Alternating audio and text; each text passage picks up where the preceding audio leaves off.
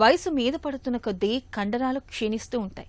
వీటిని కాపాడుకోవడానికి మనలో చాలామంది ప్రోటీన్తో నిండిన గుడ్లు, మాంసాహారాన్ని ఎక్కువగా తీసుకుంటూ ఉంటారు. కండరాలు ఏర్పడటానికి, వాటిని మరమ్మతు చేయడానికి, అవి క్షీణించకుండా ఉండటానికి ప్రోటీన్ కావాల్సిందే.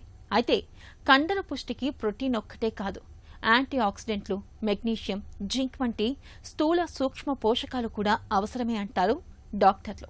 కండరాల క్షీణతను అరికట్టేందుకు ప్రోటీన్తో పాటు అవసరమైన ఇతరత్ర పోషకాల గురించి ఇప్పుడు తెలుసుకుందాం. మలి వయసులో ఎంతో కొంత కండర మోతాదు తగ్గటం సహజమే. దీన్ని నిలువరించుకోకపోతే కింద పడిపోవటం, ఎముకలు విరగటం, ఇతరుల మీద ఆధారపడాల్సి రావటం, రోజువారీ పనులు సరిగా చేసుకోలేకపోవటం వంటి ఇబ్బందులకు దారితీస్తుంది. మంచి విషయం ఏంటంటే కొన్ని జాగ్రత్తలతో కండరాలను చక్కగా కాపాడుకోవచ్చు. ఇందుకు ఆహార పళ్లెంలో ప్రోటీన్తో పాటు ఇతర కీలక పోషకాల మీద దృష్టి సారించాలి. ముఖ్యంగా పిండి పదార్థాల్ని తగినంతగా తీసుకోవాలి. తగినంత పిండి పదార్థం తీసుకోకపోతే శరీరం శక్తి కోసం కండర కణజాలాన్ని ఉపయోగించుకుంటుంది. ఇది కండర క్షీణతకు దారితీస్తుంది. అయితే నిండు గింజ ధాన్యాలు, కూరగాయలు, పండ్లు, పప్పులతో లభించే నాణ్యమైన పిండి పదార్థాన్ని తీసుకోవటం మంచిది. ఇక కండరాల సంకోచం, వ్యాకోచం వంటి పనులు సజావుగా సాగటానికి మెగ్నీషియం పోషకం అవసరం. ఆకుకూరలు, చిక్కుళ్ళు, పప్పులు, గింజపప్పులు, విత్తనాలు, నిండు గింజధాన్యాల్లో మెగ్నీషియం దండిగా ఉంటుంది.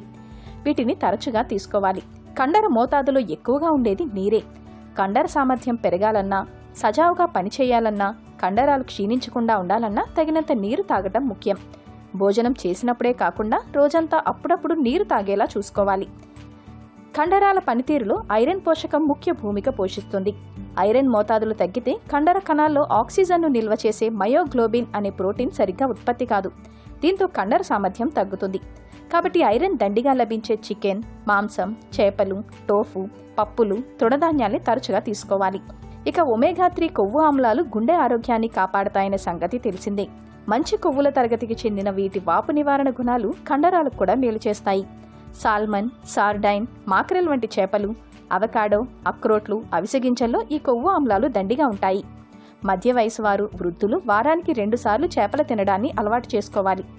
అలాగే విటమిన్ డి కూడా తగినంత అందేలా చూసుకోవాలి.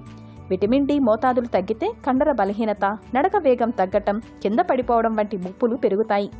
కాబట్టి ఆహారం, ఎండ, మాత్రల ద్వారా విధిగా లభించేలా చూసుకోవాలి. కొవ్వుతో కూడిన చేపలు, విటమిన్ డి కలిపిన పాలు, పాల పదార్థాలతో ఇది లభిస్తుంది. ఇలా ప్రోటీన్తో పాటు సూక్ష్మ పోషకాలను కూడా తగుపాలల్లో తీసుకుంటూ ఉంటే చాలు, మలి వయసులోనూ కండరాలు పటిష్టంగా ఉంటాయి.